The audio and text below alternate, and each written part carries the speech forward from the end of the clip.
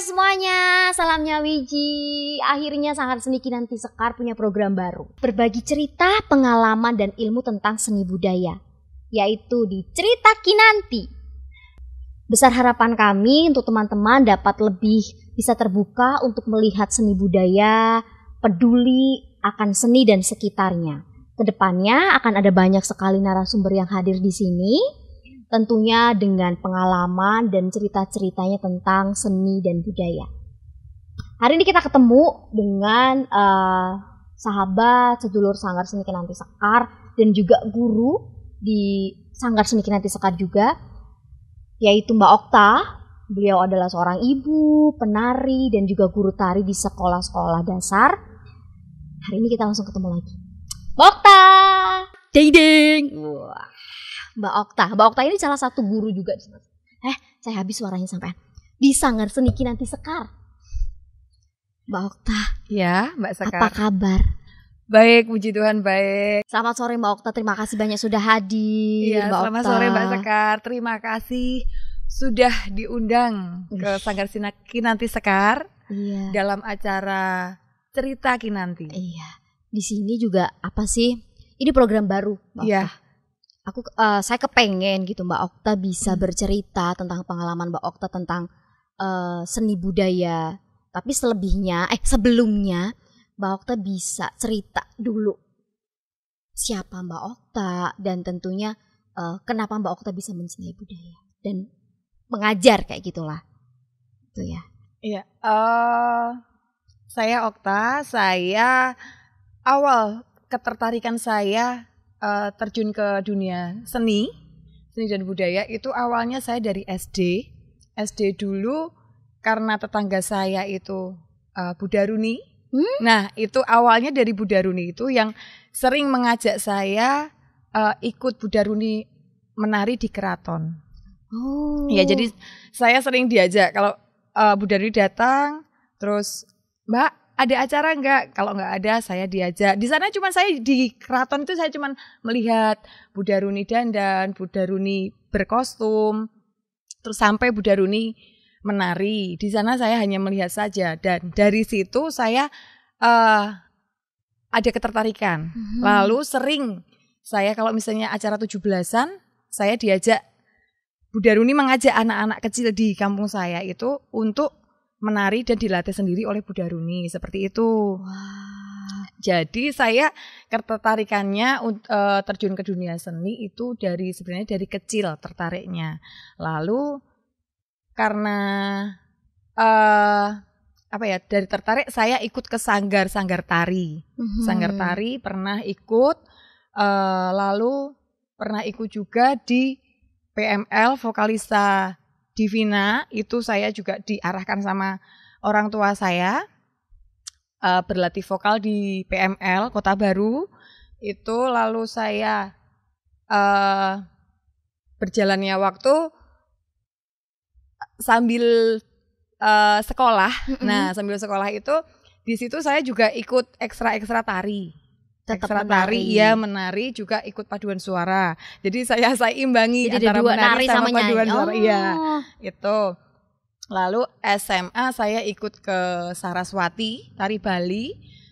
Karena saya memang punya impian pengen masuk ke ISI Jogja seperti itu. Tapi SMA-nya SMA biasa atau SMA saya yang... SMA-nya Pangudiluhur. Pangudiluhur Jogja. Terus masuk ke ISI Jogja. ISI Jogja angkatan berapa?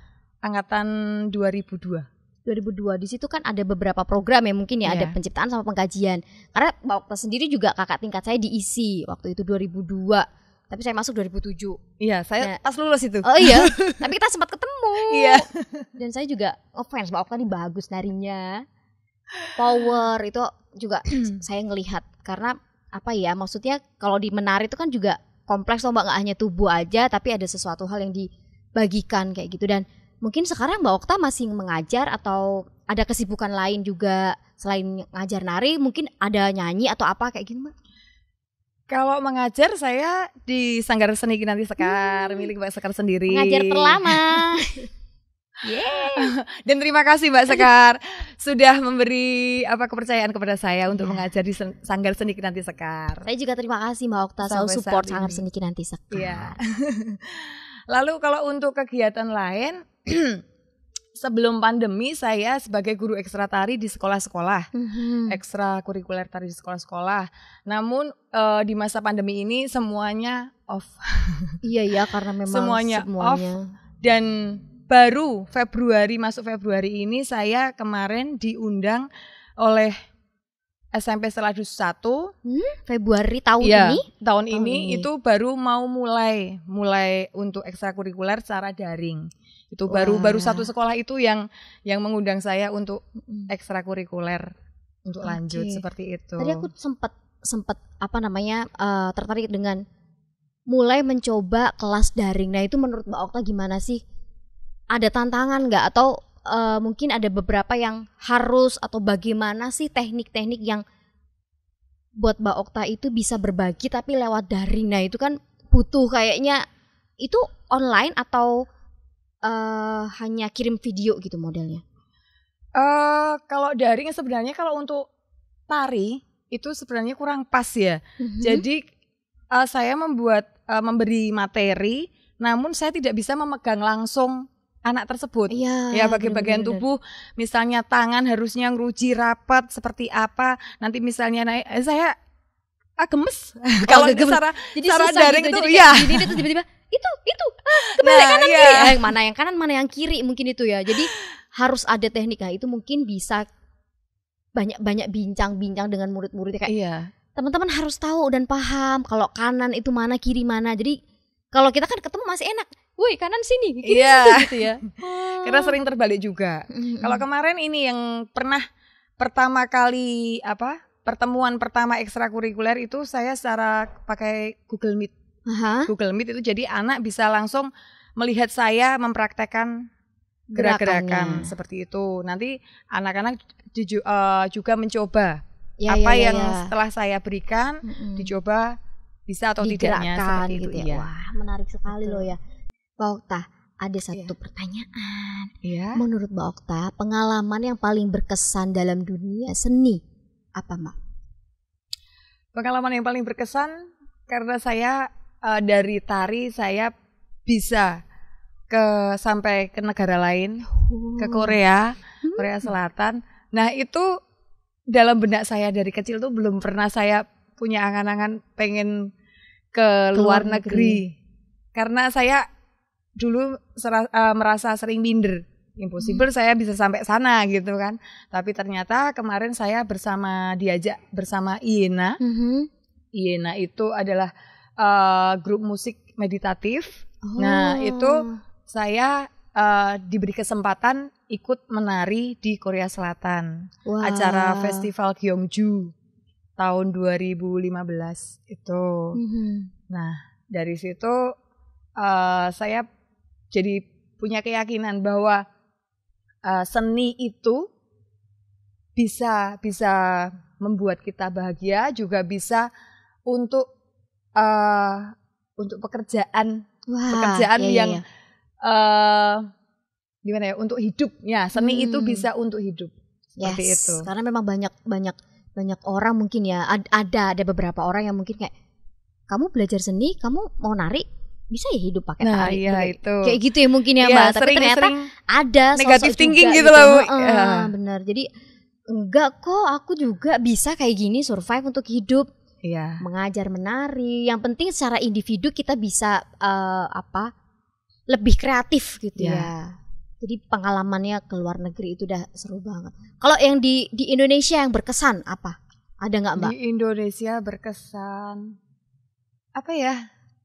Ya saya bisa bareng teman-teman, misalnya ikut acara ulang tahun Antv, seperti itu, bertemu dengan siapa itu yang Mahabharata. Wah, idola itu ya kayaknya ya. Idola film Arjuna. Ganteng-ganteng itu. Gede-gede badannya. Misalnya seperti itu. Oke. Nah, sekarang kalau menurut Mbak Okta, pendapat tentang seni budaya yang sekarang itu kan banyak sekali sudah masuk apa namanya ya kesenian atau genre-genre tari, ada K-pop, ada hip hop. Apa menurut Mbak Okta gimana sih gitu? Iya, menurut saya genre-genre seperti K-pop itu sebenarnya sangat berpengaruh sekali dengan dengan kondisi anak-anak. Misalnya SMP itu saya memberikan materi tari, memang yang di sekolah minta itu adalah saya memberikan tari tradisi. Ya, tradisi klasik Jawa atau tradisi kreasi, Nusantara. Gitu. Oh, Nusantara. Iya. Itu tapi nanti di kelas selalu ada permintaan dari beberapa siswa itu minta, Mbak mau diajari modern, diajari K-pop, diajari gini. Nah permintaannya tuh selalu menuju ke arah yang modern, yang K-pop seperti itu. Namun saya juga harus membentengi. Ini memang dari sekolah, Pak Kepala Sekolah itu memang meminta saya mengajarkan tari tradisi Nusantara Indonesia. Jadi memang ya kadang sering untuk selingan saja saya memberikan modern. Tapi hanya untuk selingan, bukan yang pokok. Iya. Gitu. Terus tanggapan mereka gimana sih Mbak? Kayak, ya tari ini tuh kayak gini-gini. Karena aku juga punya murid yang dia mungkin suka aktif dengan gerakan atau tarian-tarian seperti itu. Tapi terus kalau aku bilang, nggak apa-apa kalian suka apapun gitu. Tapi setidaknya sebagai anak muda gitu yang sekarang kalian tuh generasi yang nanti akan membagikan pengalaman seni loh, yang maksudnya yang mencintai budaya loh. Nah ini setidaknya kamu tahu lah gitu. Nah kalau Mbak Okta sendiri gimana buat mempercayakan mereka untuk mereka suka gitu? Saya sering memberikan pengarahan bahwa kalau misalnya kalian tertarik ke K-pop, terus K-pop tidak belajar seni budaya kita sendiri, bakalan kita akan kalah dari luar. Bisa nanti budaya kita tuh dicomot oleh negara lain seperti itu. Makanya kita harus tetap mencintai, melestarikan budaya Indonesia. Jadi kalau boleh mencintai K-pop lah, mana modern, tapi tetap harus belajar kesenian kita, kesenian Indonesia seperti itu. Nah, harus tetap mencintai seni budaya kita sendiri ya Mbak ya. Iya, itu menarik sekali.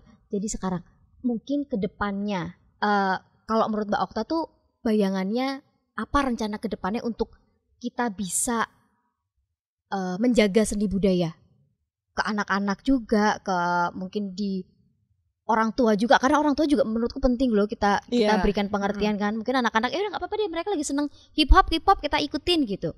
Nah menurut Mbak Okta bagaimana rencana Mbak Okta sebagai seorang guru untuk meyakinkan para orang tua atau anak-anak muda zaman sekarang biar tetap mencintai budayanya?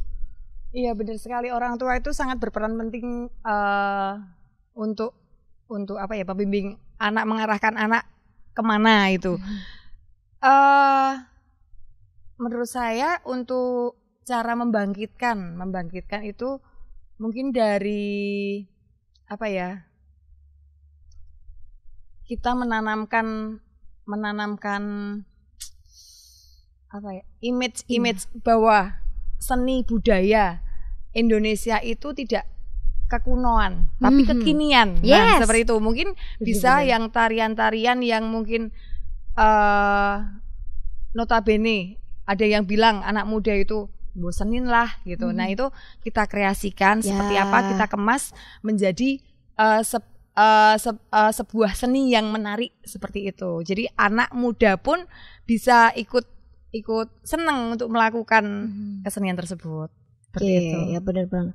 Jadi dikemas terus anak-anak tuh biar tertarik, ini loh ada seni budaya yang menarik loh buat kalian kayak gitu ya Mbak ya. Nah sekarang pesan dan kesan untuk semuanya berkaitan dengan seni budaya, pesan dan kesan sama Mbak Okta lah untuk dibagikan ke mereka. Pesan dan kesan saya untuk pesan kepada para kaum muda terutama dan kepada para semua warga Indonesia, terutama cintailah seni dan budaya Indonesia, jangan sampai punah. Boleh mencintai produk luar, namun kita utamakan untuk seni dan budaya Indonesia terlebih dahulu. Seperti itu. Benar banget Pak, itu memang harus dijaga dan diwariskan. Terima kasih banyak Mbak Okta. Tadi tuh Mbak Okta bilang loh ya, ada tadi suka nari, satunya nyanyi. Iya kan? Nah, suaranya tuh kayak anggun loh teman-teman. Enggak lah. Iyalah bener lah kalau saya bilang, karena kita seneng banget karaoke ya di Sanggar Seni Kinanti Sekar itu ya. Terus di sini tuh pengen sedikit mendengarkan suara emasnya Mbak Okta. Mbak Okta juga selain mengajar nari juga ini ya, apa namanya, mengisi nyanyi gitu kan ya sama teman-teman band. Reguler apa ya. Ngamen. Tapi mengamen itu menyenangkan hati orang loh Mbak, karena kalau nonton di depan tuh kan wah, ada yang nyanyi, ada yang membahagiakan. Boleh loh sedikit disenandungkan. Apapun itu gak apa-apa, karena kita seneng banget. Nyanyi apa nih? Nyanyi apa ya? Boleh apapun. Sedikit saja. Iya. Satu kalimat. Boleh. Udan tangise ati saiki wis rada terang. Sampun. Wow. Itu kan bener Mbak. Jadi sudah langsung merasakan. Di Sanggar Seni Kinanti Sekar juga punya musik kan. Mbak Okta juga ada yang nyanyi ya. Nanti teman-teman bisa ngelihat YouTube kami yang ada tariannya, ada suaranya Mbak Okta. Terima kasih banyak Mbak Okta buat hari ini. Sami-sami Mbak Sekar. Sekali. Satu pesan, harus menjaga seni budaya. Baik itu bagi orang tua, untuk teman-teman semuanya, dan selalu mencintai budaya dan produk-produk Indonesia. Ya Mbak ya, bener ya. Iklan ya. Terima kasih. Sami-sami Mbak Sekar. Ketemu lagi nanti di Sanggar. Semoga kita bisa membagikan apa yang teman-teman bisa sharing dengan kan? Apa yang kita hari ini ketemu. Terima kasih, sampai ketemu lagi di Cerita Kinanti selanjutnya. Dengan siapa? Cerita Kinanti selanjutnya masih rahasia. Bye-bye. Bye.